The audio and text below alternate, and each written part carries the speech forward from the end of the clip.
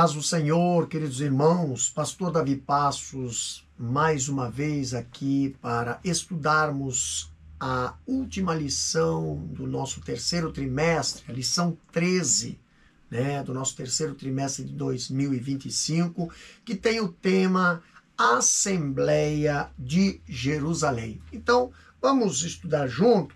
O texto áureo da nossa lição, ele se encontra em Atos capítulo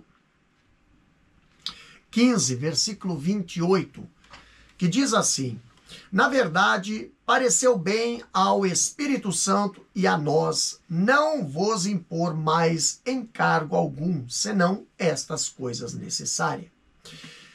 A verdade prática, a lição nos traz o seguinte texto: em sua essência, a igreja é tanto um organismo quanto uma organização e, como tal, precisa seguir princípios e regras para funcionar plenamente. Então vamos para a nossa leitura em classe, que se encontra em Atos capítulo 15, versículo 22 ao 32, que diz assim a palavra do Senhor. Você pode acompanhar aí com a sua Bíblia ou em sua lição.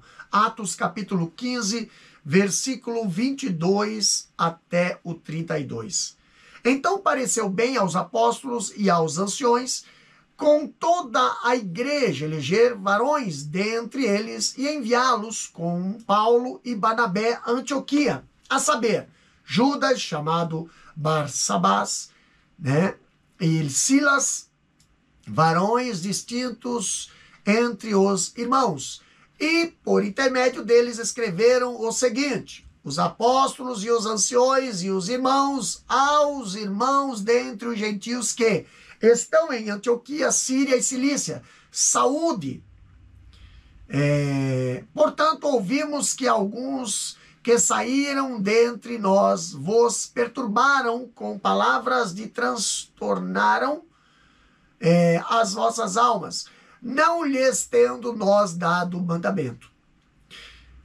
Pareceu-nos bem, reunidos concordamente, eleger alguns varões e enviá-los com os nossos amados Barnabé e Paulo, homens que já expuseram a vida pelo nome do Senhor, do nosso Senhor Jesus Cristo.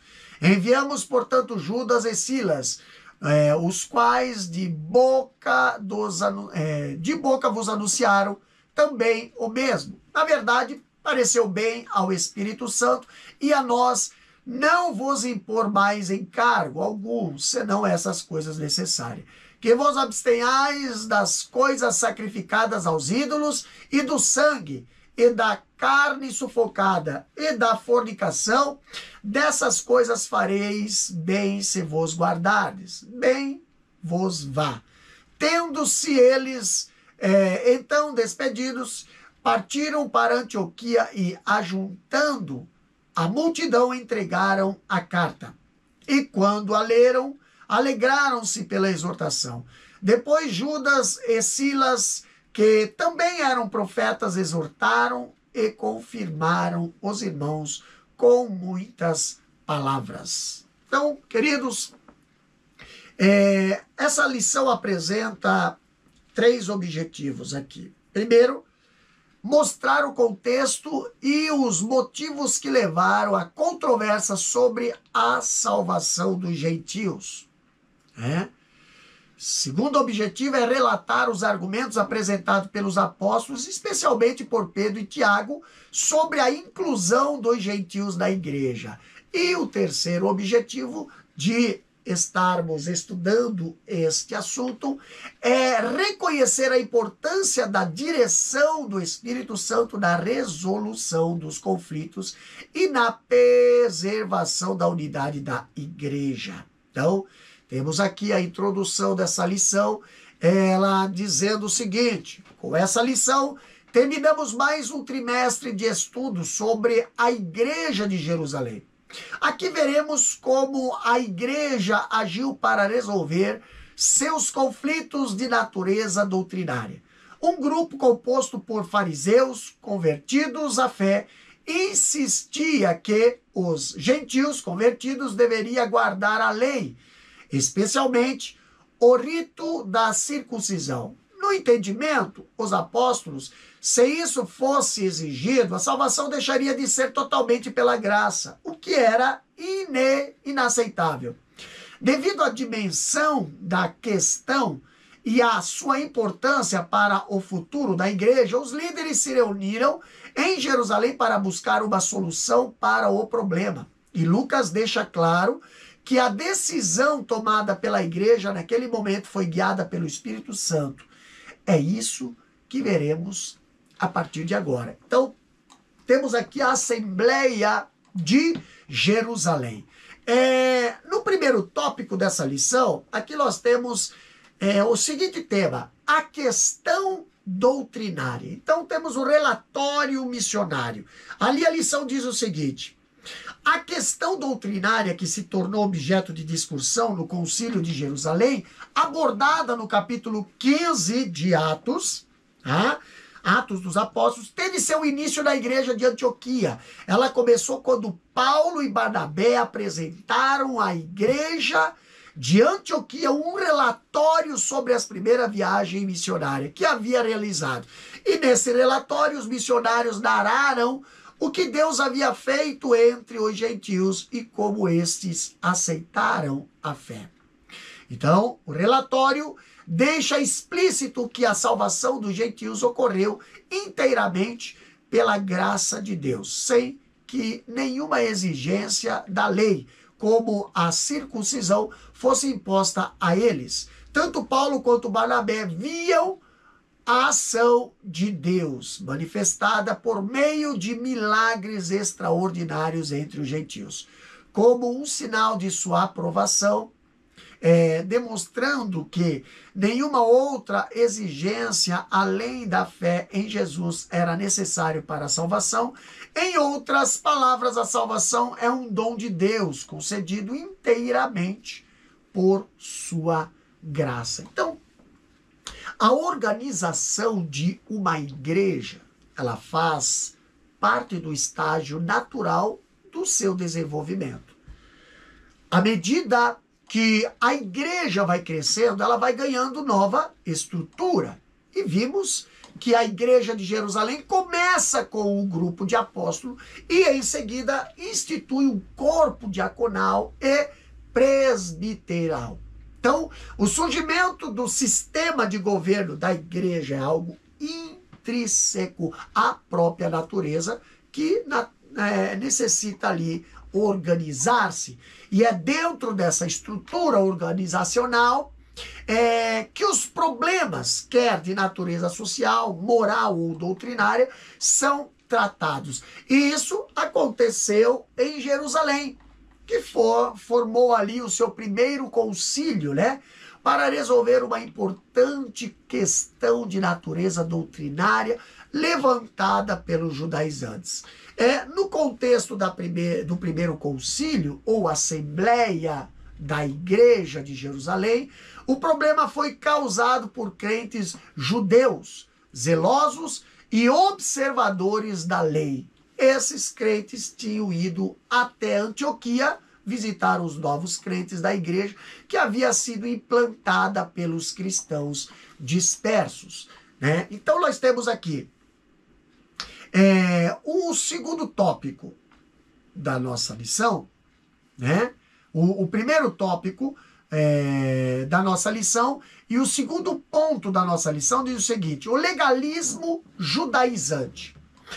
Lendo na lição diz assim: Lucas mostra que um grupo de judaizantes se sentiu incomodado com o relatório dos missionários. Esse grupo, composto por fariseus supostamente convertidos à fé, que havia vindo de natureza para Antioquia, de Jerusalém para Antioquia, se pôs ao ingresso de gentios da igreja sem que antes cumprisse as exigências da lei. Houve, portanto, um confronto entre esse grupo judaizante e os missionários Paulo e Barnabé. A questão tomou grandes proporções, correndo o risco até mesmo de dividir a igreja em Antioquia, o que exigia uma resposta rápida por parte da liderança. Contudo, Por se tratar de um tema complexo e de amplo alcance, a igreja de Antioquia considerou adequado remeter a questão para Jerusalém, a igreja mãe, onde o assunto seria analisado e amplamente discutido pelo apóstolo e presbíteros. Então aqui nós temos o texto, ele deixa bem claro que eles foram até ali por conta própria e sem autorização dos líderes da mãe ou da igreja mãe, né? Ao chegar em Antioquia e vendo uma igreja formada por gentios, logo apregoaram que eles deveriam circuncidar-se e guardar a lei de Moisés. Então, aqui o expositor bíblico Bruce, ele observa que o Concílio de Jerusalém é um evento ao qual Lucas atribui a maior importância e foi, em sua opinião, tão marcante quanto a conversão de Paulo ou a pregação do evangelho a Cornélio e sua família. De acordo com o seu relato, o concílio foi uma reunião de apóstolos e anciões da igreja de Jerusalém, convocada para considerar, primeiro, os termos em que os crentes gentios poderiam ser admitidos como membros da igreja, com atenção especial à questão que se deveriam ou não ser circuncidados. Em segundo, os meios pelos quais a interação social, especialmente a partilha da mesa, poderia ser promovidos entre os crentes judeus e gentios.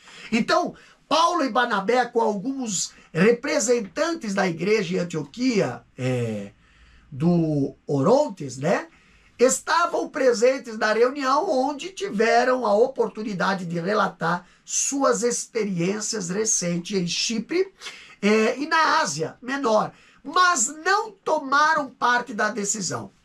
Essa era a responsabilidade dos líderes da igreja, tá? Então nós temos aqui. Segundo tópico, ali tem o tema, o debate doutrinário, né? Então aqui, primeiro ponto, fala sobre uma questão crucial. A questão gentílica chegou a Jerusalém para ser tratada.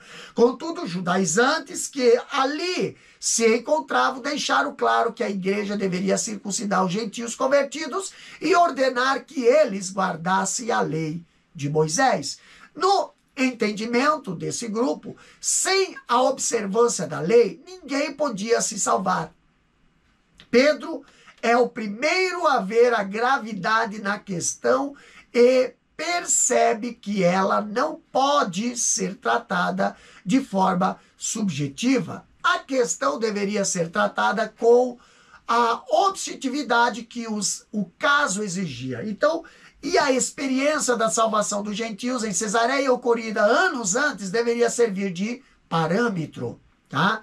Pedro, então, convoca a experiência pentecostal gentílica como prova da aceitação deles por Deus. E Deus, que conhece os corações, lhes deu testemunho, dando-lhes o Espírito Santo, assim como também a nós. Então, o problema aqui era grave, e tanto Barnabé como Paulo, juntamente com os demais crentes antioquenos, né, acharam por bem apresentar o problema à liderança da igreja mãe em Jerusalém. Então, o que estava em jogo era a salvação pela graça ou pelas obras da lei. E esse problema com os judaizantes também vai surgir posteriormente com os irmãos da Galácia. Você prestar bem atenção lá na frente, você encontra de novo esse problema. E ali foi necessário o apóstolo Paulo escrever uma carta dura, condenando a prática dos judaizantes. Então, a salvação pelas obras também foi o estopim que fez eclodir a reforma protestante no século XVI, né? Então, a questão era de natureza doutrinária e precisava de um posicionamento, não apenas firme da liderança, mas que o seu conteúdo refletisse com precisão as Escrituras. Então, dessa forma, Tiago, que liderava a igreja de Jerusalém, nessa época, e o apóstolo Pedro, uma conhecida coluna da igreja, alternaram-se no debate teológico, mostrando que a inclusão dos gentios na igreja já havia sido prevista pelos profetas.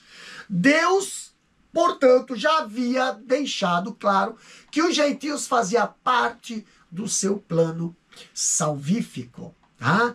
Então, no segundo ponto, aqui no segundo tópico, fala o seguinte: a experiência do Pentecostes na fé dos gentios.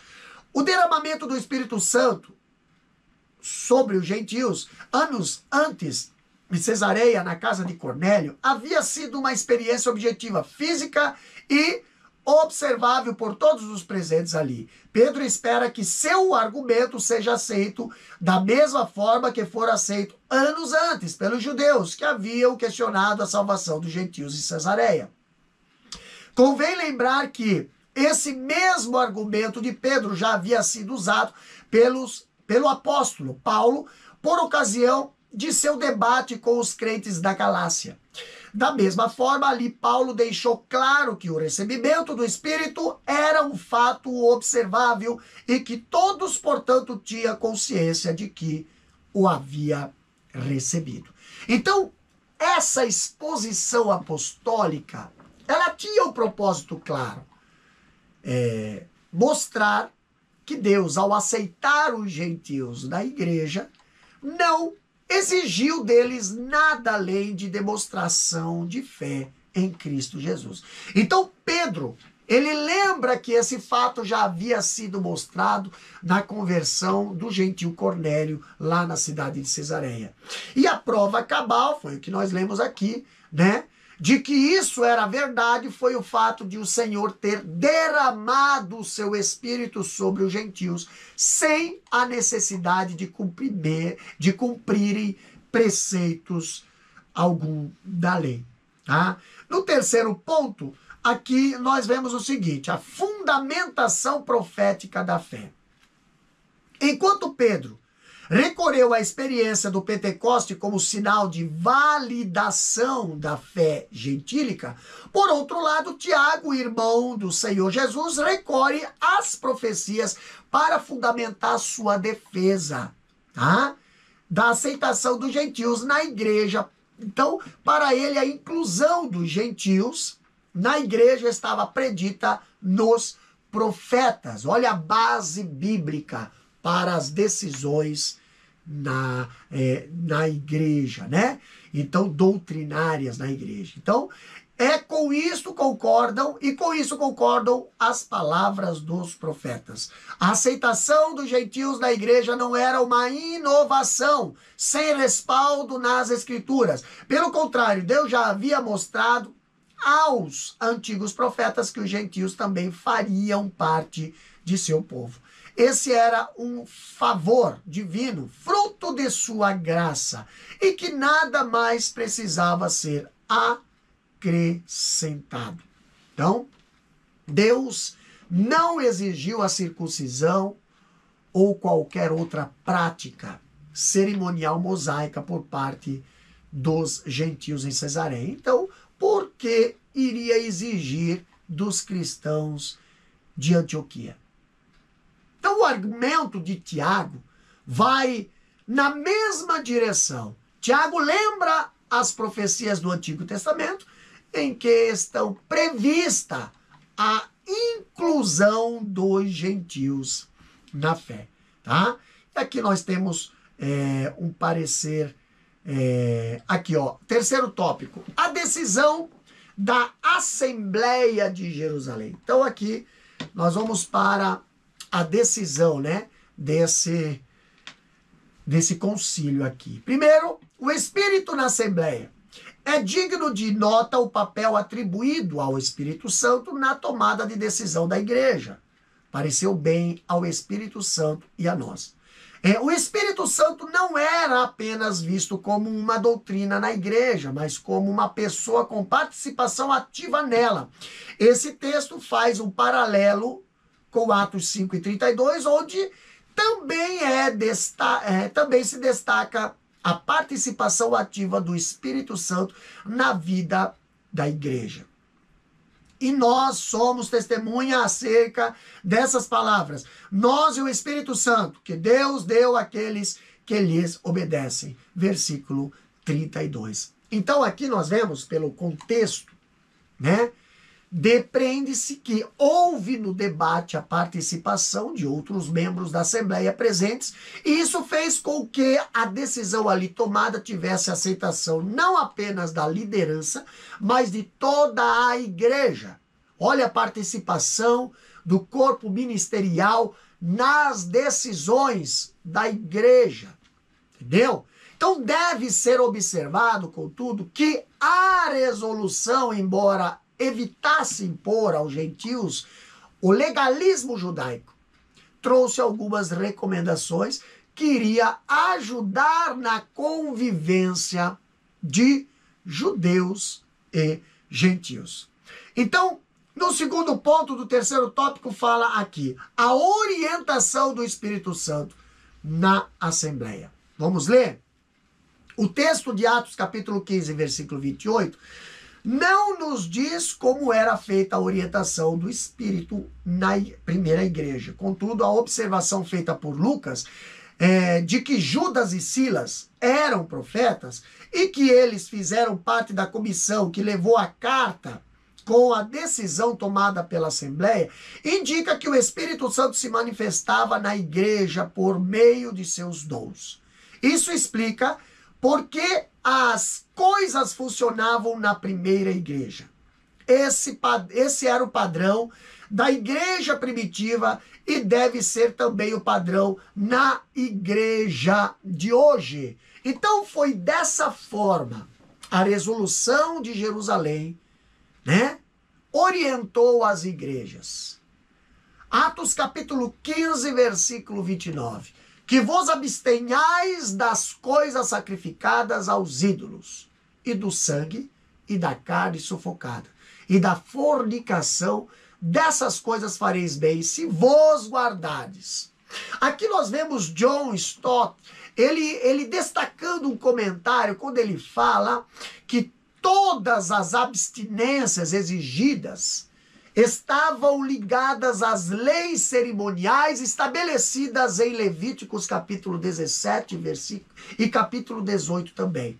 Então, e 3 delas diziam respeito a questões dietéticas, que poderiam impedir refeições comunitárias entre judeus e gentios. Então, abster-se seria uma concessão gentil e temporária, apesar de essenciais, como fala no versículo 28, né?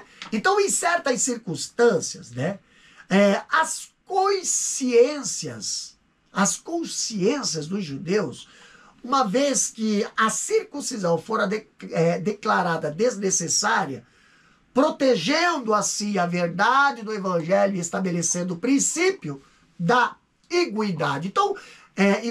Então, dessa forma, Stott, ele entende que três dessas abstinências que tinha a ver com alimentos exigidas a que deveria ser vista como uma concessão à consciência dos judeus convertidos, que ainda consideravam tais comidas como ilícitas e abomináveis perante Deus. Então vamos lá. Terceiro ponto do terceiro tópico. O parecer final. Depois dos intensos debates, o parecer da Assembleia foi de que os gentios deveriam se abster das coisas sacrificadas aos ídolos, do sangue, da carne sufocada e da fornicação. Então fica óbvio que a igreja procurou resolver a questão mantendo-se rigorosamente fiel à doutrina da salvação pela graça. Isso é, sem os elementos do legalismo judaico, mas evitando os extremos de rejeitar os irmãos judeus que também compartilhavam da mesma fé. O legalismo deveria ser rejeitado, os crentes judeus não. Assim ficou demonstrado que os gentios eram salvos pela graça, mas deveria impor alguns limites à sua liberdade cristã, a fim de que o convívio com os seus irmãos judeus não fosse conflituoso, né? Então, é interessante aqui observarmos que Lucas ele destaca que essa resolução de Jerusalém foi uma decisão tomada pelo Espírito Santo e pela igreja, como fala Atos 15, 28, né? E pareceu bem ao Espírito Santo e a nós. Então esse texto mostra como o Espírito Santo orientava e guiava a primeira igreja nas suas decisões. Não era, portanto, apenas uma decisão tomada por uma pessoa ou ainda por um colegiado, mas por pessoas sob a orientação do Espírito Santo. Orientação e direção do Espírito Santo. Isso explica porque a igreja de Jerusalém demonstra ser exitosa na sua tomada de decisão. Então, em resumo, nós podemos dizer que o concílio de Jerusalém deve servir tanto de modelo como um alerta para nós.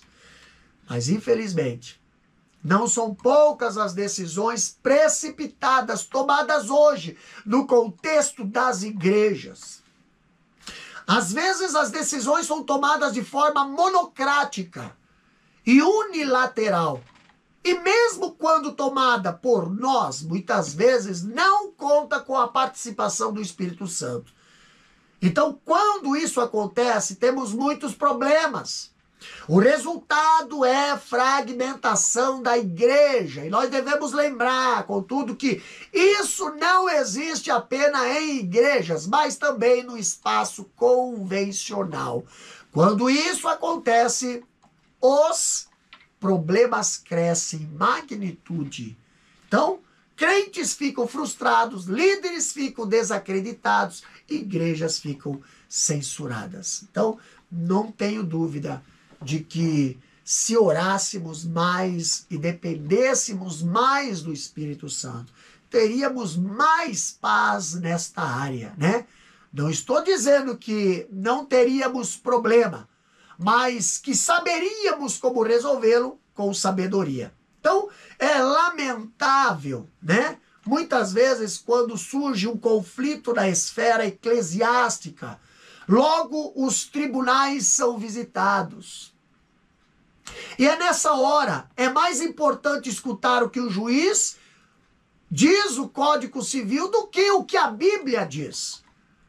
A resolução de Jerusalém, que fora tomada sob direção do Espírito Santo, trouxe paz e unidade para a igreja. Então, ali diz as Escrituras, né, que a igreja sentiu-se fortalecida com ela. Lá em Atos, capítulo 16, versículo 4 e 5 diz: e quando iam passando pelas cidades, lhes entregavam para serem observados os decretos que havia sido estabelecido pelos apóstolos e anciões em Jerusalém, de sorte que as igrejas eram confirmadas na fé e cada dia crescia em números. Então, vamos para a conclusão.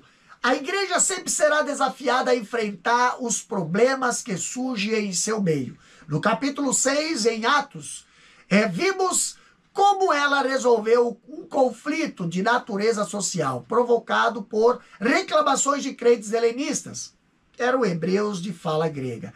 Aqui o problema foi de natureza doutrinária, uma questão melindrosa que requeria muita habilidade por parte da liderança para ser resolvida. Graças ao parecer de uma liderança sábia e orientada pelo Espírito Santo, a igreja tomou a decisão certa. A unidade da igreja foi preservada e Deus foi glorificado. Então, chegamos mais final dessa última lição, desse terceiro trimestre de 2025, né? Vamos fazer o questionário, revisando o conteúdo. Na primeira questão nos diz o seguinte: como a questão doutrinária da salvação dos gentios se tornou objeto de discussão do Concílio de Jerusalém?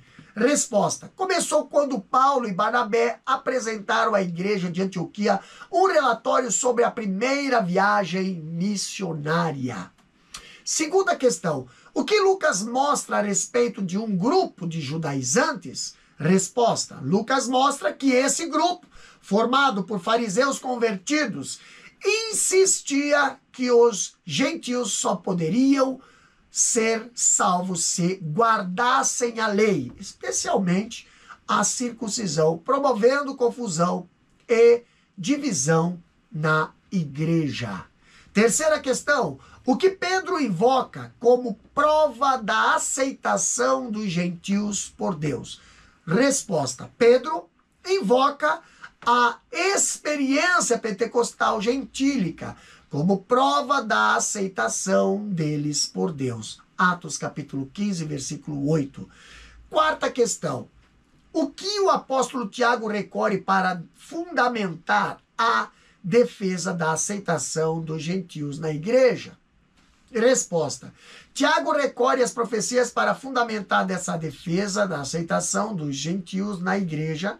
Para Tiago, a inclusão dos gentios na igreja estava predita nos profetas. Atos capítulo 15, versículo 15.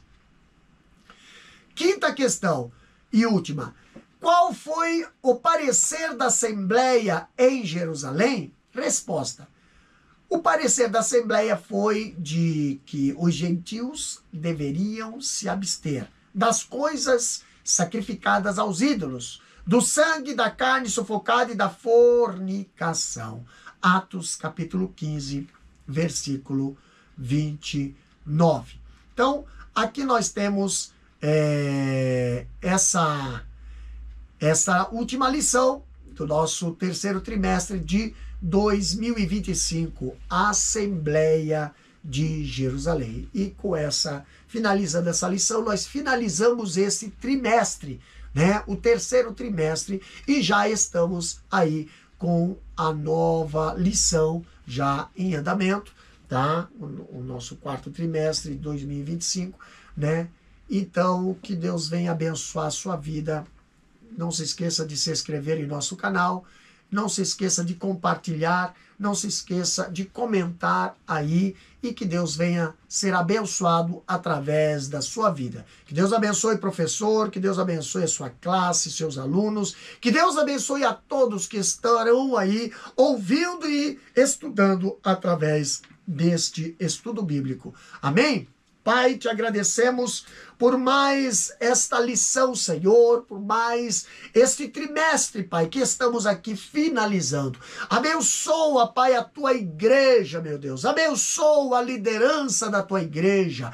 Abençoa, Senhor, as reuniões, meu Deus. Abençoa, Pai, a todos os assuntos que são tratados com referente à tua casa, ao teu reino, meu Deus. Pai Santo, que toda decisão, Senhor, seja tomada, mas direcionada pelo Espírito Santo, assim como foi na igreja ali em Jerusalém, assim como foi na igreja primitiva, que tu possa, Senhor, ainda hoje, Pai, estar presente, Pai, na liderança, presente nas decisões e nos projetos. Sim, Senhor, tu, meu Deus, e todo o corpo de obreiro, juntamente com a igreja de Cristo. Nós te agradecemos. Abençoa cada professor, cada aluno, abençoa cada ouvinte, Senhor. É o que nós te pedimos no nome de Jesus. Amém e amém. Que Deus os abençoe.